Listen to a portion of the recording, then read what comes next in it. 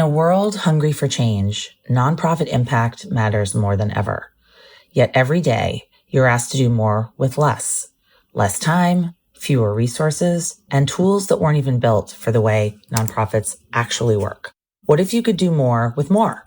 That's the promise of Bloomerang, the giving platform built for purpose. Bloomerang integrates fundraising, donor, and volunteer management into one intuitive platform. It connects your data to reveal real opportunity, showing you who's ready to give, when to reach out, and how to deepen every relationship. Because when your tools are built for purpose, your mission goes further. More connection, more confidence, more impact. Now that's more like it. Learn how you can do more with more at bloomerang.com. That's bloomerang.com. Now on to the show. Hello, and welcome to Nonprofit Nation. I'm your host, Julia Campbell, and I'm going to sit down with nonprofit industry experts, fundraisers, marketers, and everyone in between to get real and discuss what it takes to build that movement that you've been dreaming of. I created the Nonprofit Nation podcast to share practical wisdom and strategies to help you confidently find your voice, definitively grow your audience, and effectively build your movement. If you're a nonprofit newbie or an experienced professional who's looking to get more visibility, reach more people, and create even more impact, then you're in the right place. Let's get started.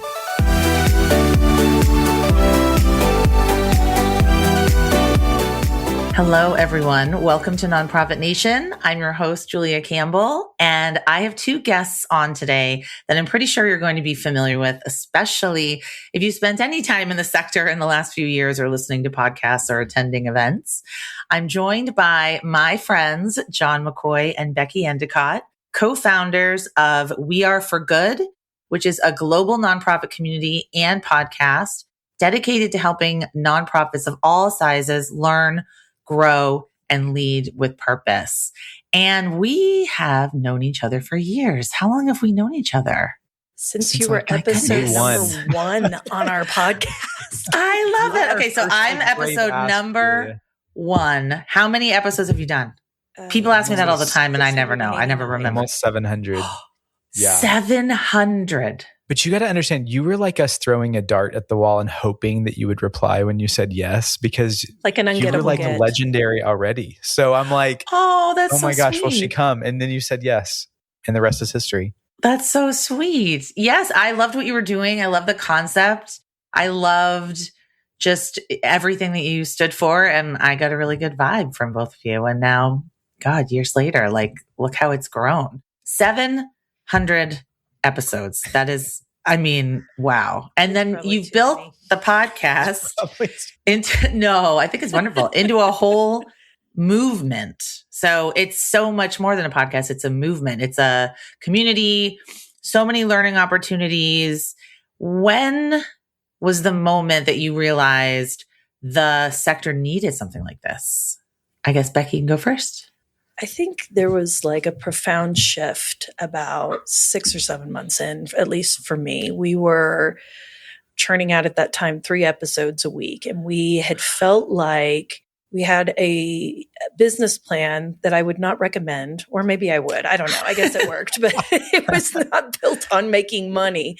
It was built on how do we put out as much evolved, relevant, and deeply meaningful content and make as many friends as possible in that process while giving that individual the best wraparound experience in our ecosystem. So it wasn't just about the podcast episode. It was about what happened after the podcast, and how do we syndicate this conversation so that others could come into it and see themselves in it and interrogate it and challenge it and talk about what worked. And I just remember seeing like the flywheel start to spin about 6 or 7 months in. And we'd had, I don't even know what number we were at. It was early in 2021, but I would start seeing it in other people's feeds who I didn't know. And it was like, oh, if they found it, then somebody had to create that ripple. And it was grounded in this, let's give them an incredible experience. Let's let them feel like the VIP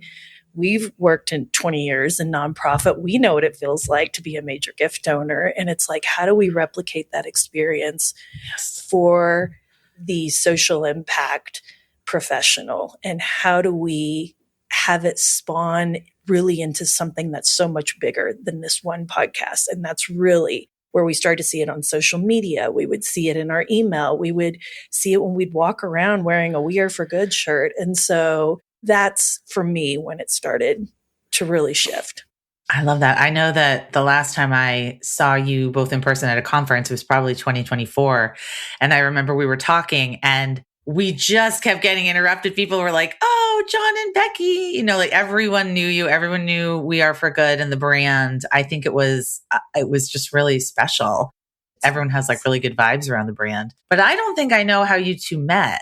Jon, do you want to tell that story? I might know, but Yeah. So I'm going to take you back like 20-ish years. We're saying ish at this point because it's getting older and older and it makes us feel older. Oh, definitely ish for sure. So I was about to graduate at Oklahoma State University out of the graphic design program. And I wanted to not follow the path of like going to work for an agency somewhere. I wanted to do something with purpose.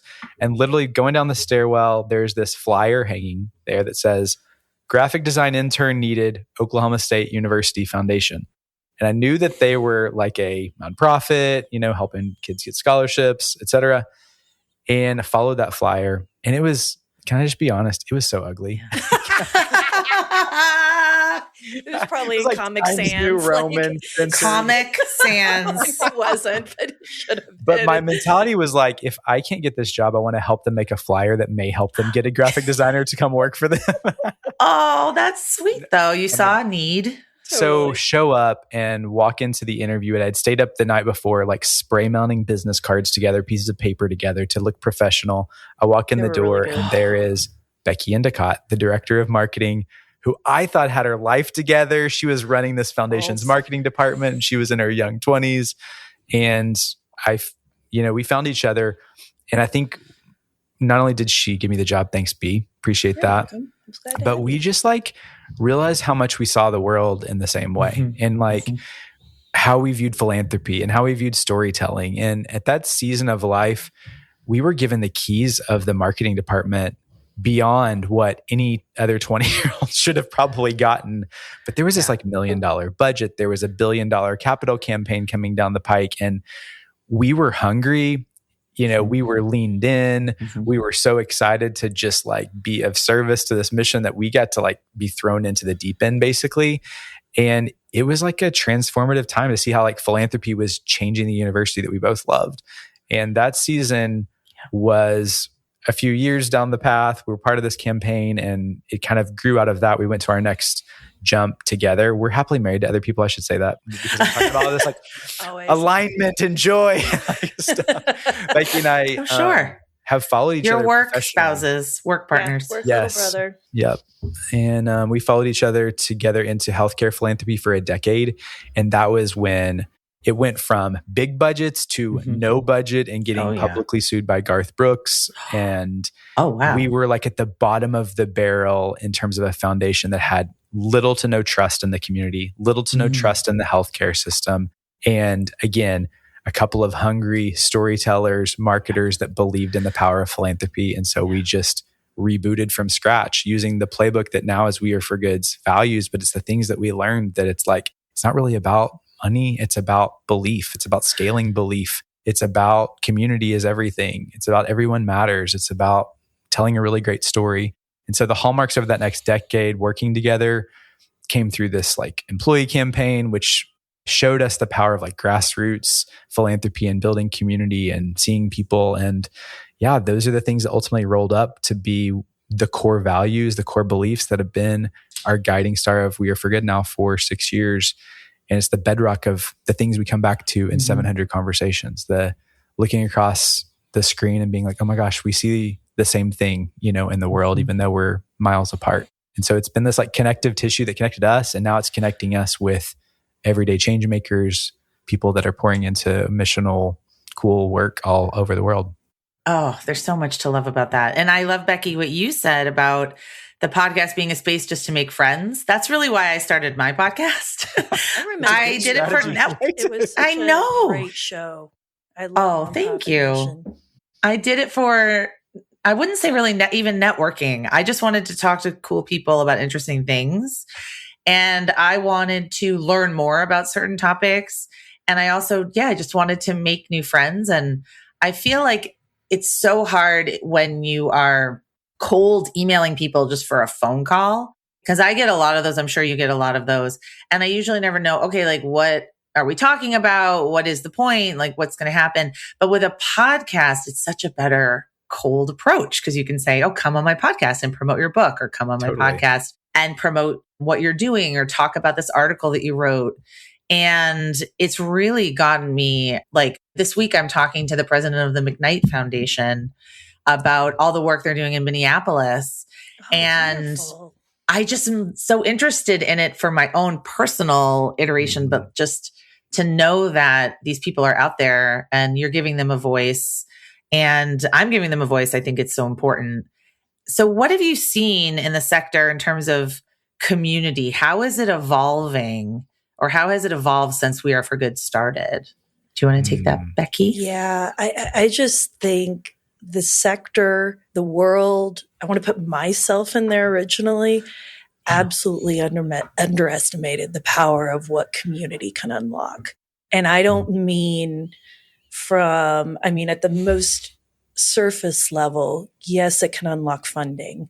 Yes, it can unlock awareness. We know this as like marketers. We're thinking about all of the different ways we can get our brand in front of the right people and have it connect. But what it unlocks for individuals inside is the real power. When people can see themselves in movements, when they can see their unique lived experience, their expertise, and they can see what happens when it links with somebody else's. And it links with somebody else's. And all of a sudden, your mission is not this standalone monolithic thing that is reporting out. It is a beautiful, homogenous engine that is consistently listening externally, pulling it in, taking what you have internally, pushing that back out. And I think something that you've done so beautifully, Julia, is just talk about the power of the story. And that is where we're all connected. And so we're trying to help nonprofits who feel so beat down and burnt out and burdened and that they have to hustle and grind into this. We're actually saying, oh, your superpower and the unlock is not at the top of that pyramid with that major gift. It's actually at the bottom. It is the everyday change maker who has a currency that we're not valuing completely. It's not just the currency of cash. It's the currency of story, of network, of amplification, of volunteerism, of, oh, wait, I know somebody at that foundation that I could open that door to this person. And we all have these in life, and it's about alignment. And making sure that people have that CTA, like this is what I need right now, and allowing people to step in to their generosity and be that change. And something magical happens. And that's that's like the thesis. But the thing we don't want nonprofits to miss is what comes after. Is telling the story of afterward, allowing the collectivism to feed in. And so when we talk about, like on our podcast, we very rarely take a cold pitch, like you have said, because the community is self-curating for us. They are lifting people. Oh, we liked this. Have you thought about talking to this person? And so because we already know we value align, that person, we don't have to do as much vetting because somebody in the community says, these are our people. And we need to make the table bigger, make the conversation wider, and let's talk about how to activate into it. That's how we want to shift mindsets and hearts to be more collective. Okay. Jon, do you want to add to that? I mean, yeah, Becky, I always hate following Becky. Let's be completely clear. So long-winded. The story of my 20 years is very hard, but I think you captured the power of community. It's a force multiplier, and I think especially in times like this, that are so dang trying. I'll say We Are for Good was born out of a season of, we looked around like the professional development space. I'm putting air quotes if you're not watching this. Yep. That there was so much like pontificating and like I have it figured out energy, and the person with the mic holds a ton of power. And I think we just wanted to flip the tables on that and hand the mic to someone who's vulnerable enough, humble enough to admit that they don't have it all figured out. And that's the energy we walk into rooms still today, because we don't clearly have it figured out. And there's an invitation when you're in community with people that are willing to say they don't have the answer, but we really are aligned on like trying to solve for these problems, and we really are aligned in making people feel seen and supported, and that people matter and humanity matters. And so it's just like a force multiplier, because we're so much stronger together than sitting in a room listening to someone explain that they have it all figured out, by us just saying, we can figure it out in community. Like there's somebody here that can help open a door, speak some encouragement that I need today, or open up an opportunity that I wouldn't have seen in any other way. And that happens honestly now every day. Like something happens in the community that I'm like, I can't trace this back, but like, wow, the fact that we got to be in the same place and this happened created such a ripple. And we say what starts here ripples because we like believe it and we see it, every day. Absolutely.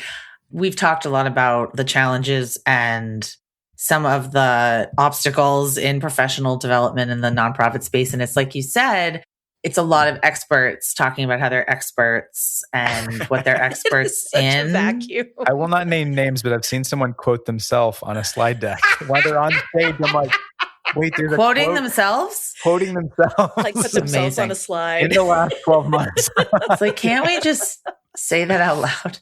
I think that for me, really kind of what set me apart and why my work with social media has resonated is I share a lot of like case studies and examples from real nonprofits, like small nonprofits, not just Charity Water. I mean, they're doing fantastic work, but nonprofits want to see what everybody else is doing, what their peers are doing. And often when I'm invited to a conference, I want to pull a nonprofit in to talk with me, but they always think that they're not qualified. They think, oh, they're not qualified. I know this is imposter syndrome. It is crazy. It's this imposter syndrome. So when you're building a community like you have built, how can you make it this feel meaningful and not feel sort of like, I know some communities feel like it's just listening to one person talk, or how do you make it meaningful rather than just like a chamber of commerce, wine and cheese? And Jon, you can start. No offense to chambers of commerce. I throw a lot of shade on them. And I love cheese, but sometimes the wine and cheese gets to be a lot. Yeah, I love the analogy, and I think it would be friends with the rubber chicken dinner, which is at every gala we've ever been to, gala, whatever. Shivari chairs. Yes. That took like 3 hours for a committee to decide. Yes. With a brochure at every seat that everyone throws away. Yeah. Yes. They're all on the floor. Oh my gosh. Visualize it. I think, some of the hallmarks of what creates that experience with community, I will take it back to like elementary school. I was never athletic, and that fed into an identity that I'm like, I'm not an athlete. I'm like, as a 43-year-old now, having to be like, I'm an athlete when I'm lifting weights. Like I can do this. I can have a different identity than what I was built in. But in the same way, like when you are last picked, when somebody doesn't take the time to know your name, when you feel like you're not invited to sit at whichever table, like those experiences like never leave you, and I think you start to put that together with professional development. I'll say I was a young person trying to figure it out. I had Becky who believed in me, which was, I don't want to overstep that, but it's not like we went to every professional development experience out there. So it's like I would walk in a room and feel like I didn't belong, feel like I didn't have a place, was intimidated. There wasn't like this open table. So I think something we try to do is get to know people, like always like get to know someone's name. We were in New York for the summit a couple of weeks back. Something was said there by the production team. We're, working in the studio, that they have all sorts of people use this studio. Like we could name names that are like, what? This person's used this studio? Miss like how Rachel cool. was in there the week before. Miss That Rachel, is like an ungettable get. Like Yeah, legendary. her. But the team was amazing. Like these people were like, knew their stuff. We're so prepared. We're so kind. We're hilarious. Had great energy. Oh, I love that. And we left and we're like making the rounds, giving everybody hugs. And I got stopped by one of them and said, hey, thanks for looking at us in the eye this week. Oh my and gosh. That like gut punched me because I'm like, that should be minimum what you do. Look somebody in the eye, to know their name, to maybe remember their kid's name occasionally, to remember their pet's name or remember that they drink a Diet Coke. Becky always brings up that example. Like that's where you start Diet to feel Coke drinkers. belonging. I'm one of them. Yeah. We're very strict. We're very brand loyal. So I'm in a roundabout way saying creating spaces of belonging doesn't look like earth-shattering stuff. It's like kindergarten principles, but that are often vacant in adult situations where somebody can feel like they belong there. Yeah. And that starts with eye contact, knowing someone's name, and just being generous enough to sit across and ask somebody's story, and really actually want to listen, not scanning the room of who's coming in at the same time. Yeah. So that's maybe very basic, but I would say that is the energy we try to create in any situation. And I think I could break that down for how that looks and how that's different, because here's what we know. Like most online groups are built around engagement. They're measuring clicks and posts and replies, and people feel that. They feel it. They're feeding a machine rather than feeding each other. And so that belonging, it feels like it's been relegated to the side in our industry, like it's a soft skill. And we actually think it's everything, because belonging is when someone feels safe to be human, seen for who they are. They're invited into this meaningful contribution. And so we literally employ a belonging index at We Are For Good. It goes into, literally we measure it. We measure that more than the vanity metrics. We want to know someone can be safe. I can be here without fear, or that they can feel included. I'm known, I'm not anonymous. And you start to like say that these things are important, that reciprocity is important, that it isn't about extraction. It's mutual. And when these things are present, something shifts and people stop consuming and they start belonging. And this sector is so isolating because its professional spaces are really built on performance. You show up, you share your wins, you network, you grab the wine and the cheese that you just referenced. And this is sort of an algorithm era training that has made us perform. And we believe this next era is about participation. It's a fundamentally different invitation. It doesn't ask, what can you contribute to make us look active? It says, what do you need and who's in the room that can help you get there? And it's just a network that turns into a real relationship. You said that, like being real. You are an incredibly real human being, Julia. You pulling your lived experience. You talk about things that are challenging, and people feel that. And so this is really where learning turns into leadership, and where generosity is going to turn into culture. So we believe that belonging is infrastructure, and it is not a soft feel good claim. It's how the movement begins to churn. Absolutely. I want to put that on a slide. Can I quote you? Sure, go for it. I just won't quote myself. Just don't quote yourself. A little awareness.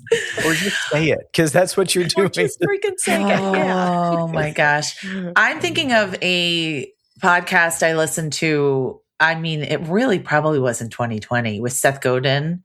He doesn't do a ton of podcasts. He was on my podcast and he was on yours, but he was on a podcast, an online marketing podcast. And he basically completely just disintegrated the host, because it was one of those traditional online marketing podcasts where it's like how to get more clicks, how to get more conversions, how to do this, how to do that.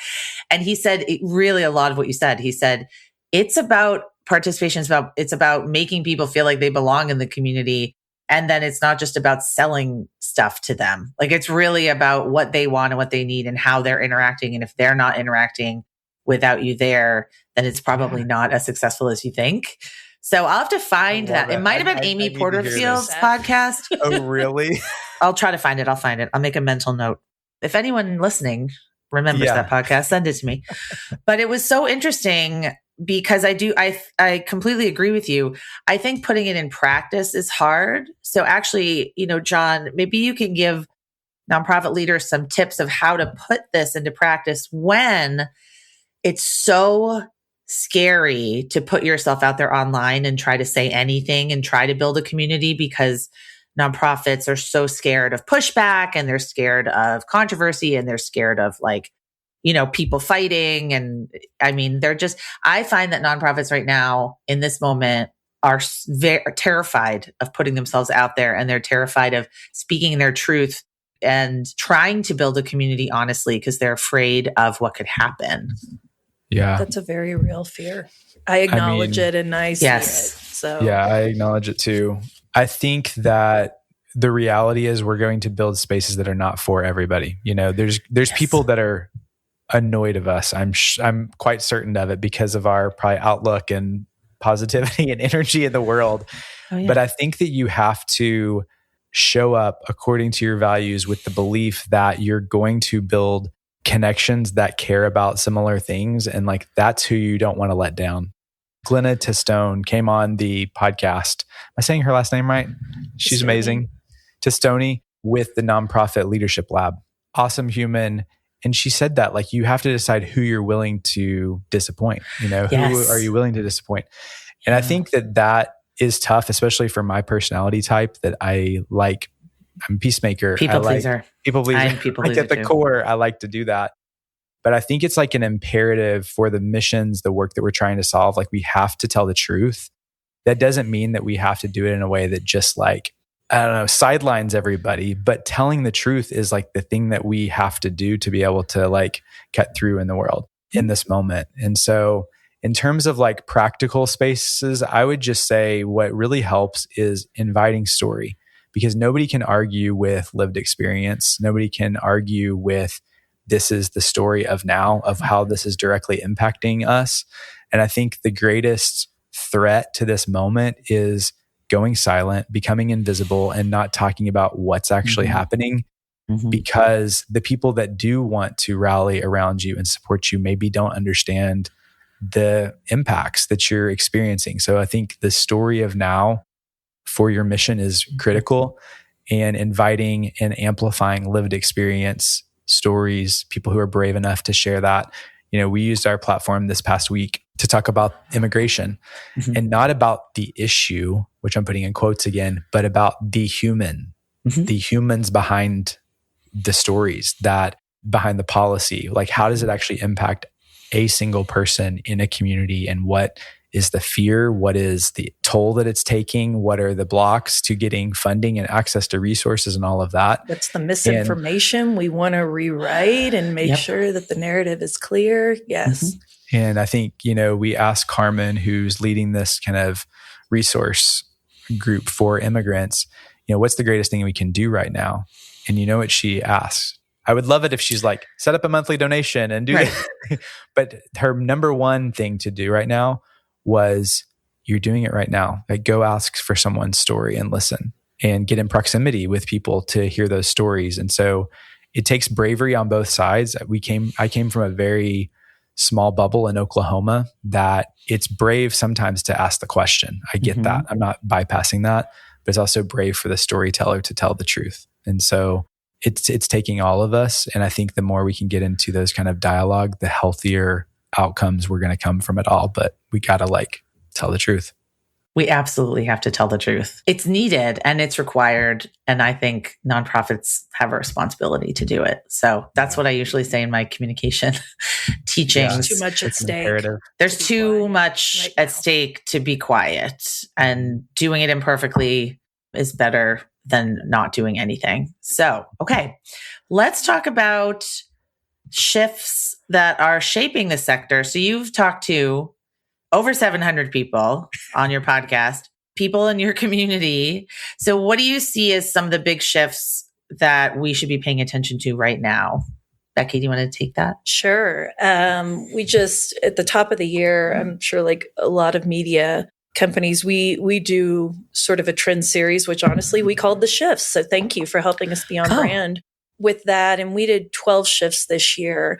I think probably the biggest one that I want to lift right now is probably our most prolific one, which is trust is the work. And we are watching certain parts of our sector just erode in this world where people are not stepping into their power, not stepping into their story. They are not taking the risk that their mission deserves. And so we sat down with Abby Felix. She's the co-founder and CEO of the Flight School.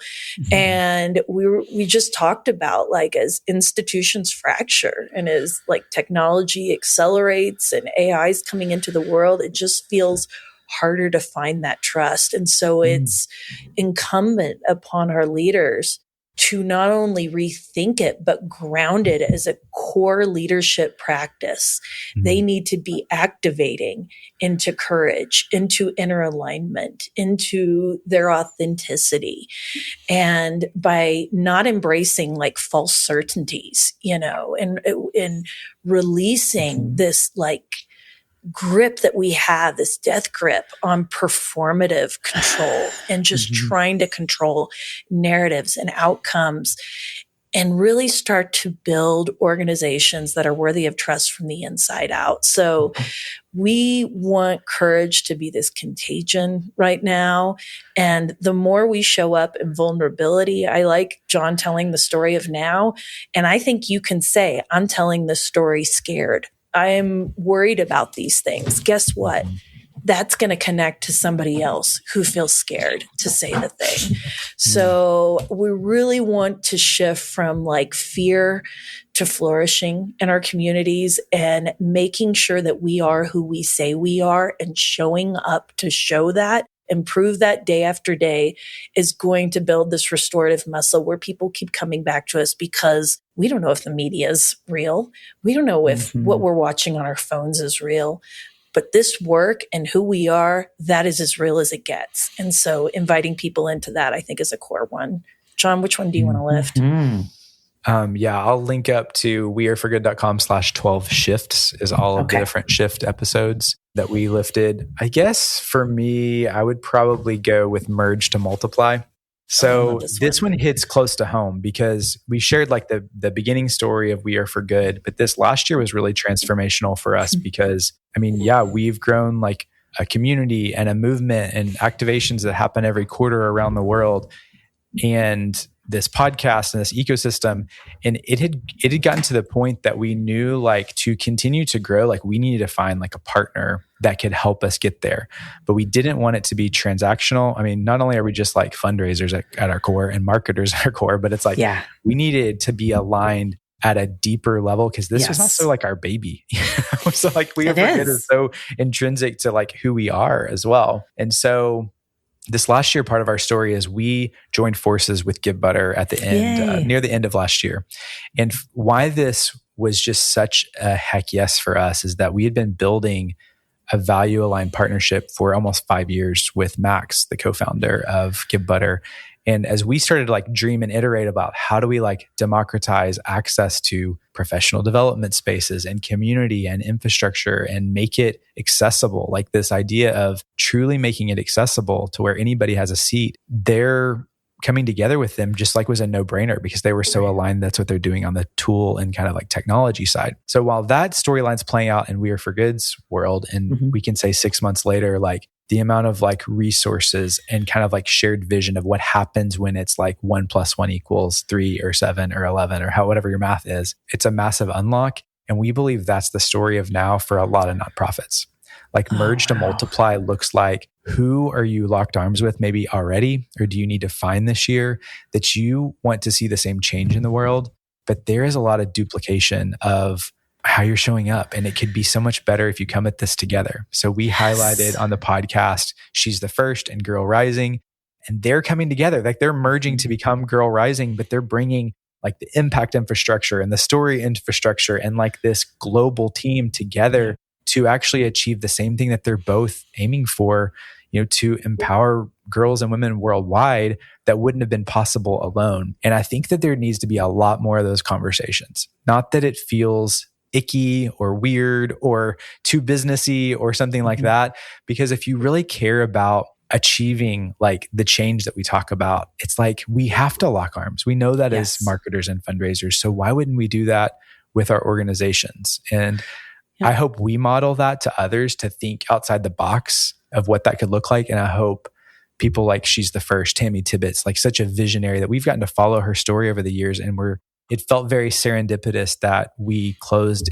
within like 30 days of each other for this, both of our storylines to be like going into this next chapter of this is what it looks like to build a true ecosystem and lock arms with people that you're aligned with, because the world's changing so fast and we need each other to be able to make it, and like actually accomplish what we're hoping to do in the world.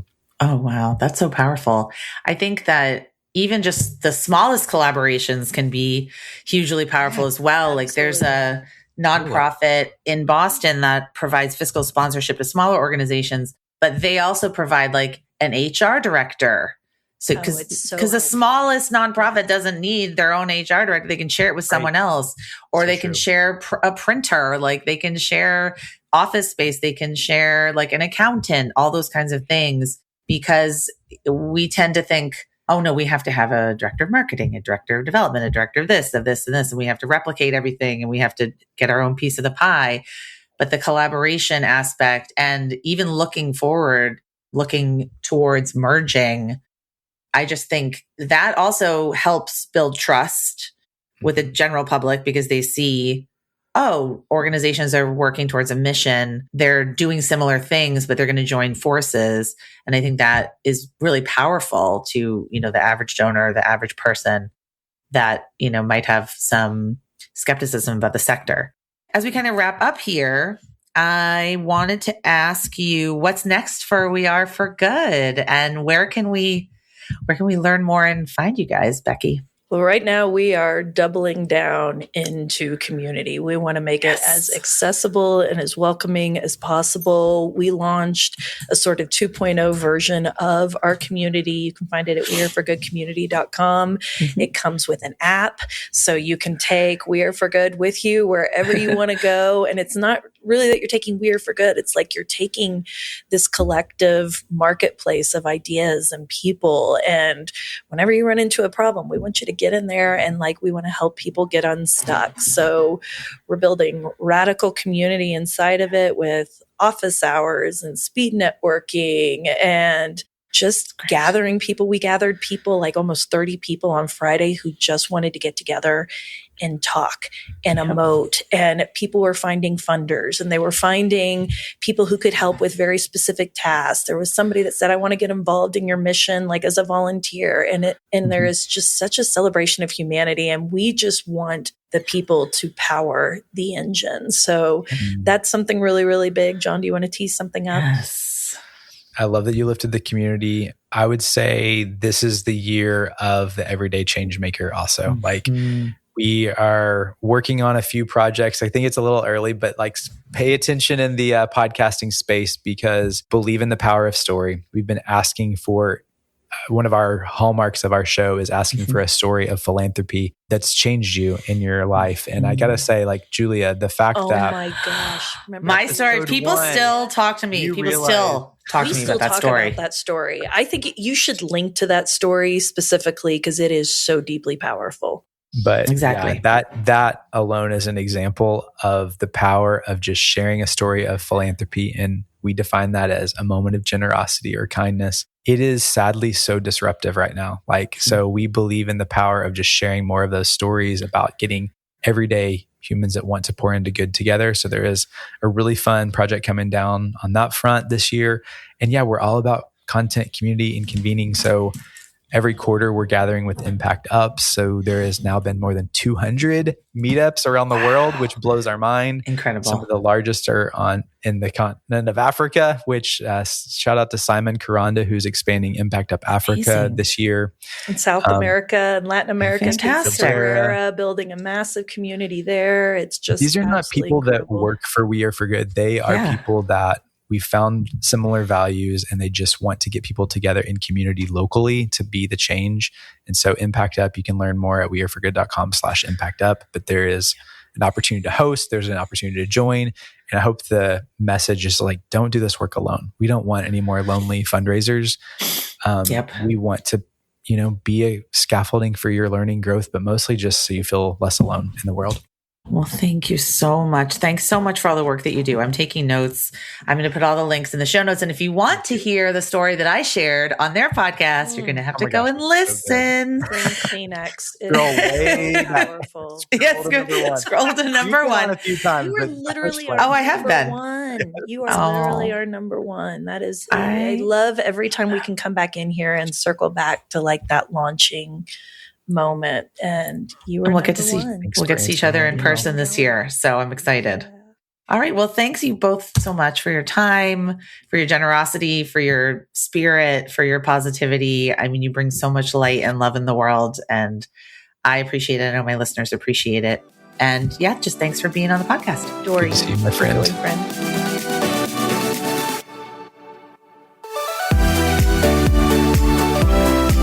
Well, hey there. I wanted to say thank you for tuning into my show and for listening all the way to the end. If you really enjoyed today's conversation, make sure to subscribe to the show in your favorite podcast app, and you'll get new episodes downloaded as soon as they come out. I would love if you left me a rating or a review, because this tells other people that my podcast is worth listening to. And then me and my guests can reach even more earbuds and create even more impact. So that's pretty much it. I'll be back soon with a brand new episode. But until then, you can find me on Instagram at JuliaCampbell77. Keep changing the world, you nonprofit unicorn.